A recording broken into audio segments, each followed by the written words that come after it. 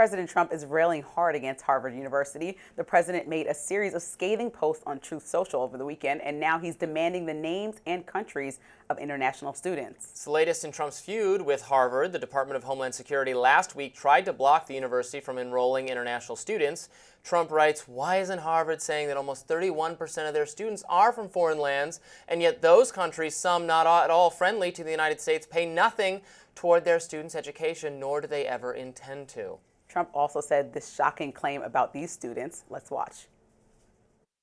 Why would you not want the best and brightest from around the world to I do. come to Harvard? I do, but a lot of the people need remedial math. Did you see that? Where the students can't add 2 and 2 and they go to Harvard.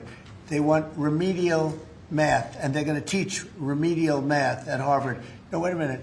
So why would they get in? How can somebody that can't add or has very basic skills, how do they get into Harvard? Why are they there? So Harvard responded. They took to X to defend itself, saying, quote, "Without its international students, Harvard is not Harvard." I don't know if it is true that way too many college students need remedial math and reading education. I don't think that's the international students. Just to put that out there. He makes so many statements I not to can't malign keep up the with the Americans. research that actually is true there. But It is true. He has this obsession with the wokeness of certain universities, and somehow he just picked out Harvard as the target to do this. And we really need to work alongside institutions as opposed to politicizing them. You know that Harvard and all other colleges are supposed to be a place for free speech, conversation. Exactly. So he's trying to stifle that in many ways instead of finding real solutions. Oh, but Look, I wanted to start with what I agree with. He did say that if he takes the money from Harvard, that he would like to fund trade schools. I'm actually open to that and agree with Trump in that way, that some of that money, or maybe not specifically Harvard money, but money can go to trade schools because a lot of people cannot afford or no longer want to go to a 4-year college and can do many things. So good point there. But on the back of Harvard, to me, is a bad point. I think that they have done much research, and he's pulling grants from students that have done extensive studies on cancer or heart health and things that are going to affect Americans across the board. And I think what he's doing is kind of derailing Americans from achieving the success we've had in the past with coming up with real solutions or ways to stabilize ourselves when we get sick, have illness, and have real conversations for the next world leaders. I don't know why he's trying to stifle that in any way. A couple thoughts. I agree that universities should serve as bastions of free speech. The issue is, for instance, the Foundation for Individual Rights and Expression, a nonpartisan public policy advocacy organization that actually ranks universities on how good their free speech policies are. This is not a conservative organization. This is an organization that's been unrelentingly critical of Trump and his speech policies.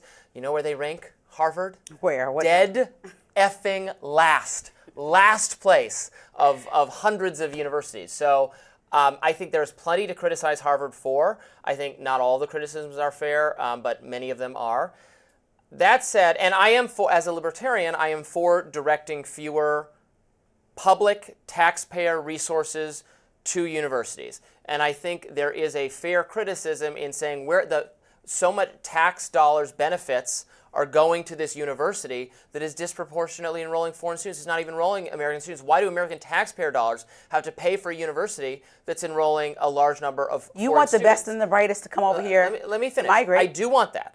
But I'm not going to ask Americans to pay for it. So my ideal solution that nobody likes, I don't want to pay for I won't tell you how to run your thing if I don't have to pay your thing. Your thing can be your way and you pay for it, and that's fine. And my thing will be my way. I hate that we're getting this place in the country where everything must be forbidden or mandatory. Via government policy, whichever side wins, their agenda gets forced on all of us. I would ideally say, of course, Harvard University should take whatever students it wants. I don't have any problem with international students. In fact, I want the international students to come here and make our country better. And I want to drain China of smart engineers and those kinds of people, bring them all here. You know, I hate affirmative action. Harvard's entire undergraduate population is Indian or Chinese. It doesn't matter to me. I don't care. I don't care about protecting the spaces for Americans, just as I said with American workers in the last segment. I don't care. I just want the best and brightest people here and our whole nation to benefit from that knowledge. However, I will not ask American taxpayers to pay for it. That's the difference. So that's going to be the deal. And government perks come with strings attached. So because they get government perks, there will be scrutiny of this kind of nature saying, well, why is it so many international students if taxpayers are on the hook for it? So that's my solution.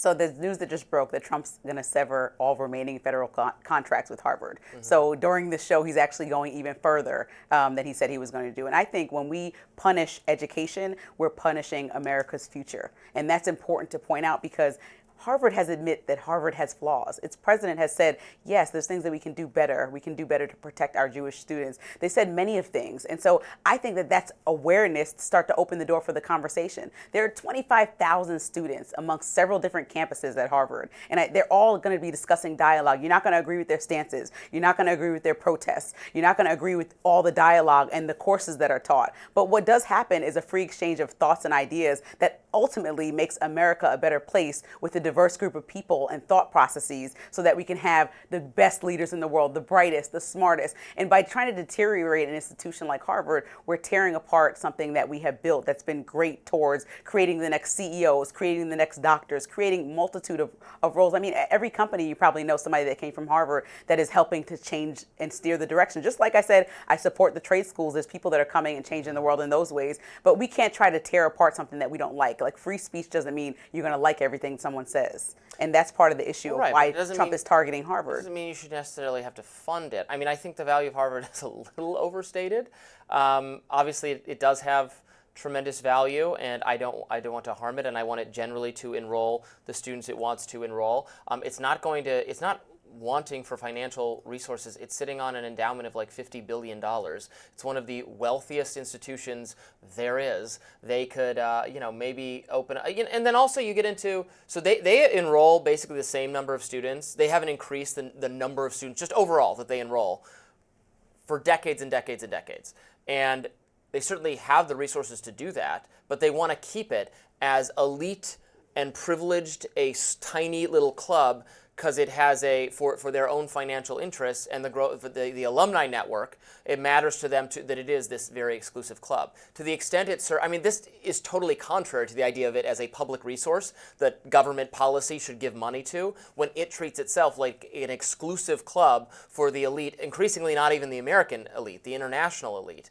And I think that is why it is not popular with Americans. Say what you will about this decision, which, by the way, I think the courts will get in the way of Trump being overly restrictive of the international students. And also, he's like, what are their names and who are they? Well, they do have to fill out all that information to qualify as an international student. The government is aware we have that information. Imagine the just trying to get your education and Trump is them. Asking for your name and, we know and that information already, so just to harass we you. We already have it. But my point is, I don't remember what I was saying. Sorry. No, it's fine. But I just feel like it's like very targeted, and Harvard is really, just catching the brunt of all this. And they're like, whoa, what do you mean? Everyone was allowed to protest. Our country is built off of protests and then results from those protests. Like, what is this stemming from? From quote unquote wokeness? Like, he is attacking Harvard relentlessly, and they're like, people there are just trying to get an education and change our country for the better.